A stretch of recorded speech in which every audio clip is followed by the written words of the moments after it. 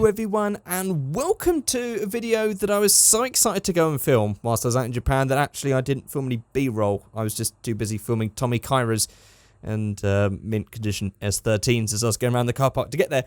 But I visited, whilst in Japan, a Super Autobacs in Odaiba, Tokyo, and I thought what I'd do when I was there, I just went around and filmed with my point and shoot camera around the store just so you guys could see what it's like in a Super Autobacs store in Japan. So for those of you that don't know, Super Autobacs is like the Japanese version of Halfords, but a million times better. I don't know what the equivalent would be like in America or anywhere else in the world, but this is just an amazing store that is full of all things car and automotive related. Pretty much anything that you think you would need for your car, they probably sell at Super Autobacs. Everything basically from oil and tyres through to modifications like exhausts and dump valves and gear knobs and steering wheels and racing seats and racing helmets and stickers, huge amounts of stickers and car stereo equipment and TVs, just lots of stuff. They sell a lot of stuff in here. So looking around here, I'm just going to try and gauge basically from the same grainy, blurry image that you guys are seeing. Regrettably, I filmed this on a point and shoot. They sell all sorts of stuff there. That looked like suntan lotion or something like that. They sell all sorts of tools. I don't even know what the hell they are. That's aircon filter. So that's some aircon filter stuff. I think down this aisle they had things for like sticking your phone on the dashboard and all that sort of stuff, and some different bits for vans, and they had a lot of stuff for specific cars as well. This is the difference between this that I found and other stores that I've seen in other countries and stuff like what we get in the UK here. There's a lot of stuff for specific cars here, not just generic things. They also had, I mean, we're talking all car stuff related. They even have culture stuff, so they've got things like the Tomica little model cars. Sadly, no Evos. Apparently they don't sell them in their current range, or they never did, or something like that, but I looked through so many Tomica things and I didn't see any Evo 6s. I spent a lot of my time on this trip looking for stuff for Evo 6s or just Evo stuff in general, and there's not much Evo stuff around. This whole section that you can see here is all Subaru. So as you can see, they've got all sorts of custom Subaru lights and stuff going on here, all manner of like clears and LEDs and smoked and fancy pattern ones. Oh, there's a turbo there, which is 288,000 yen. That's expensive. That's like $2,600 or something for that turbo with whatever bits it had on there. But they had a huge Subaru section. In fact, in Japan, Subarus were everywhere. Subarus are clearly very much loved in Japan, and they are still sold. So I guess there is still this sort of huge fanfare going on for Subarus because they're still going, they're still making awesome cars. Whereas Mitsubishi has sort of just died, I guess. In fact, just to say this, I saw, because I was constantly looking out for Evos, constantly trying to see if I could find an Evo 6 just like mine in Japan. I saw one Evo 4, I think it was, and one Evo 7 on the road. That was it. I mean, I saw more 22B Imprezas than I did just any Evo in Japan. And 22Bs, I don't think they were sold in that great of numbers, and yet I saw multiples of them and not really anything much in terms of Evos. As you can see here, more Subaru stuff, just exhausts for days. I was actually looking for boost gauges and stuff as well, because I actually need that stuff on mine. Evo 6s didn't come as stock with boost gauges. They didn't come with all temperature sensors. Two things that I feel like I need in my car, which I don't have. But sadly, everything in Japan is super expensive, so I was really just here to look. But as you can see, they've got Blitz, HKS filters, all that sort of stuff by the bucket load for anyone who needs it. So even stuff like tuner parts, they've even got serviceable parts for tuner parts in this store. This isn't, you know, normally you'd have to like go through some sort of website to get that now. You wouldn't find this sort of thing in a generic place that is Halfords-esque in this country. In fact, I would actually like for you guys to tell me in the comment section below if you have a store that is anywhere close to this in your country, because I think this is unique to Japan in having something that is just this in depth and just stocked with the most crazy amount of things. This is just like some carbon bits for, I think, Subarus, because this was like the whole Subaru section. These are just some expensive carbon pieces for your Subaru interior that they're selling in this chain brand store. And again, got some stickers and all that sort of stuff. Not really much in Mitsubishi there. In fact, that was mostly Toyota, I think, in that one. But again, 1,000 yen, so that's like £6, I think. Somewhere around that, £6-7. Just for some stickers, not really my sort of thing, I'll be honest. Next up, we have a bunch of things that actually I don't know what they are. I have no clue what I'm looking at here. Head balancer. Ah, right, okay, at least there's some bit of English there. Again, I don't really remember much of this. I'm having to go through... This is the problem when you film stuff, and this is why I don't film a lot of stuff on holiday. When you start to look at your holiday through your camera's viewfinder or your camera screen, you sort of miss the being in the moment. And so I was trying... This camera was as secondary as I could be, trying to enjoy the store. So some of this stuff that I'm looking at, I can't remember ever filming, and some of this stuff is kind of weird. I'm having to guess from this grainy footage. There's a relatively expensive gear knob. Gear knobs are actually expensive. I was unaware of how expensive gear knobs were. For some reason, I thought they would be a cheap accessory. No, actually, this Mugen one over here that's actually, I think, before tax price as well. That is the translation in money of just the main sticker price. But that main sticker price, I believe, is actually a pre-tax price. This is a thing with Japan. Sometimes it's the after-tax price, sometimes it's the pre-tax. I think those big numbers are actually the pre-tax prices.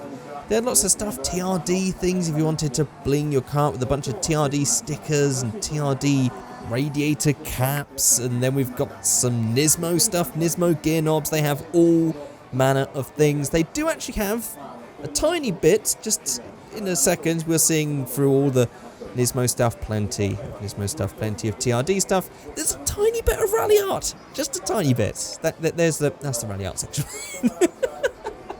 The Mitsubishi section was really quite disappointing, and I did actually find some rally art gear knobs, which were ones that I wanted to buy, until I realised just how expensive they actually are. Yes, that is the pre-tax price. It does go a little bit higher than that when you add tax on. But yeah, so definitely wasn't going to be buying much in Japan. At least not in here. Those of you who watch Mighty Car Mods might know of another type of shop called Up Garage, which is basically like, in Japan, they've got a huge sort of used market store thing. There's a huge place called Hard Off and Book Off as well, where you do... Hard Off sounds a bit questionable, but it's basically like hardware stuff that you can trade in, and then people buy it, and then you can buy some traded in stuff. They also do Book Off, which is all traded in books and games and DVDs and stuff like that. And so Up Garage is like the car version of that, which sadly there wasn't really one anywhere near where I went. They seem to be sort of out in the country or not really in the centre of any city that I found, at least not in any of the cities that I went to. So that was a bit of a shame.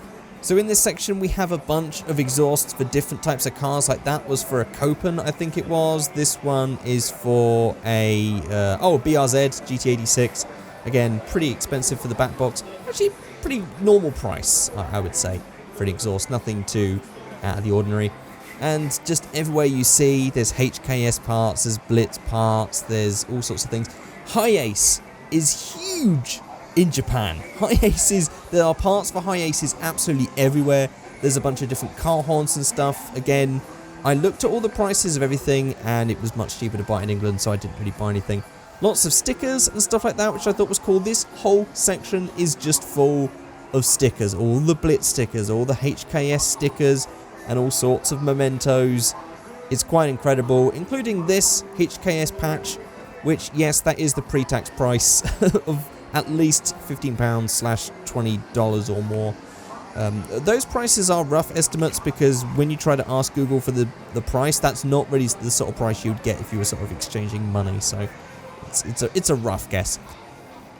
In this section, this is where we start to find all the VIP stuff. It is such a big scene in Japan. It is just so popular that they have a whole section just for this really gaudy, weird VIP stuff. I'd never heard of Dad before. I've heard of, if it's called Dad, I've heard of Junction Produce, but they had a bunch of this stuff with all sorts of shiny mementos and stuff that you're supposed to hang from your rear view mirror, and multi-seat back pocket thing that's got all these fake studs and leather and all manner of stuff. And we had these. I thought these were quite cool. Rim guard things for wheels. I don't know how they would look with the join at the end of the bit with the wheel, but it's a cool thing to see nonetheless, because I've actually never seen something like that before. Maybe you guys would be more aware of something like that, but I've never seen that before. Pretty cool idea.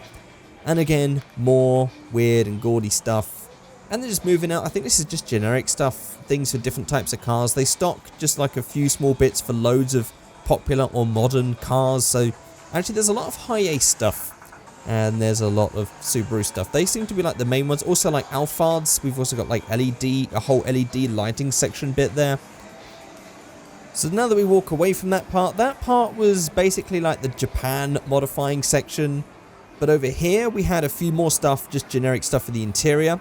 Rear view mirrors and all that sort of stuff. And then we also had a section for Euros as well. As you can see, there's a lot of Union Jack things there. That's all stuff for minis. In fact, they're all modern BMW mini parts as well.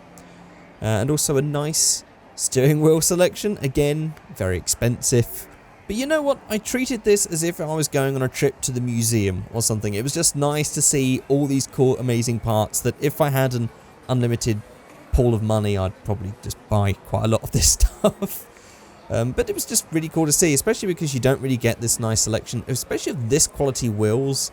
I think if I've ever seen sort of aftermarket wheels and stuff in Halfords, it's been questionable brands. I don't think I've ever seen sort of like Momo stuff, but again, could be wrong. And as you can see there, that is a lot of motorsport stuff. So that's all motorsport sort of gloves and shoes and kits and helmets, all that sort of stuff. This again, oh, this is of course the European section, so we've got Ferrari parts. I mean, Ferrari aftermarket parts in a chain store is amazing. I guess maybe this is just because it's the supersized one in Odaiba, so this is like the main one for Tokyo. But there's all the BMW parts, got fake German plates and all that sort of stuff, because even though Japan has all of their own styles, of course they're also going to take some inspiration from ones from other parts of the world. This is the book section we have. You can just sort of get an idea of the sort of cars that have fandoms just looking through this section. I did find, as you can see here, some Evo magazines. Both of them don't include the Evo 6 and below. They are all from the Evo 7 upwards, which I thought, well, maybe they're just showing you all the new cars, but then you see a 180SX magazine and an Integra magazine, and oh yeah, look, one for the Impreza of the same age as my car. I'm not sour. I'm a little bit sour. It's such a shame that there wasn't more Evo stuff, because I wanted to buy some stuff as mementos and things to keep for my car, but sadly that was not going to happen. And they've even got this awesome selection of aftermarket seats as well. That's expensive, 208,000 yen. I'm going to let you guys just do the maths on some of these. Lots of really expensive and awesome seats. Moving on, huge child seat selection, bigger than I've ever seen in any store. And, oh, of course, bikes. There's a little section with some bikes there. But look at this wheel selection.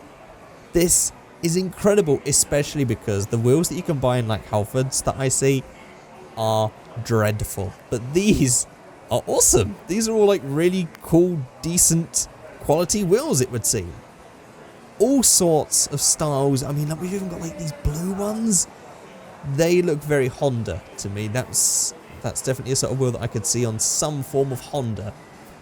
All sorts of amazing wheels. Again, it would have been so nice if I could have bought something like that and had it shipped home, but not the case. But I do have some proper JDM wheels on my car already. I have some Gorgigan GM Pluses, and so that's always quite nice to have something JDM on your car, on your JDM import car anyway. Just looking through all sorts. There's some work stuff we've got on the right there. That's about the only brand that I can see. You guys, if you spot any other types of wheels there, let me know. It'd be cool to see what sort of ones they had stocked. Some of these are interesting as well, because there's also the K-car section, and I was not ready for how thin the wheels would be for the K-cars. These things were so thin looking, as you can see here. I mean, we've also got some amazing, look at that. I don't know what car I would put those wheels on. It's a 6-stud. I'm not sure what that is supposed to go on. Perhaps some sort of 4-wheel drive. But that is such a good looking wheel. But then when you see all the stuff next to it, there's some really freaky, thin K-car stuff. Because normally when you see aftermarket wheels, they're normally quite wide size. You don't really expect to see something that thin. But of course, they have suitable sized alloy wheels for K-cars. Of course they do. K-cars are everywhere in Japan. And this is down in the sort of non-tuner section. This is just all the generic parts, all sorts of stuff that you can think of for your car they're going to have here, including racing gloves and working gloves and tools. Plenty of tools. And emergency lights and stuff. Actually, I probably should have looked to buy a flare. I'm not sure if you could have bought that in Super Autobacs, but it'd be nice to have a flare in my car, because that's sort of like a requirement. I don't know if it's still a requirement in Japan, but I know it was at one stage, because sort of used to get them in a lot of import cars. That option magazine I did actually end up buying, although I wish I also bought that 80s Toyota magazine, but that was actually quite expensive. I think it was like £15 for that magazine. It was quite a ridiculous price. And also, just to finish off, I thought we'd check out this bit that I sort of missed at the start. That's where we started this video off in this little tour. There was this section here that had all sorts of car entertainment stuff, and also drones. They sold DJI Mavic Pro Sparks there. This really is sort of like a car lover's heaven and a tech lover's heaven all rolled into one. They even had like a miniature Tower Records that just sold all the top records for people to buy for their cars. And again, anything you can imagine. All these sort of consoles. Huge amounts of consoles. It was ridiculous. I was not expecting to find that there. And plenty of CDs. I did do a lot of CD buying. Not so much new CD buying, but again, as I mentioned earlier in the video, book off is a thing in Japan, and I bought lots of cool used CDs and stuff like that. And then we have all the speakers and stuff like that. And that pretty much concludes this little tour of Super Autobacs. Hopefully you guys have enjoyed this. Hopefully you guys have found this interesting. I know many of you have never been to Japan. You don't know what this sort of thing looks like. Hopefully this video just gives you a little insight as to what... I wouldn't say this is a stereotypical Autobacs. Seems in this the Super Autobacs. But generally, what sort of things you could expect to find in a Japanese car shop. It's really quite incredible, including all of these... TVs and speakers and sat-nav setups and all this sort of stuff. So there we go, guys. I hope you've had an amazing time watching this video. Thank you so much for watching.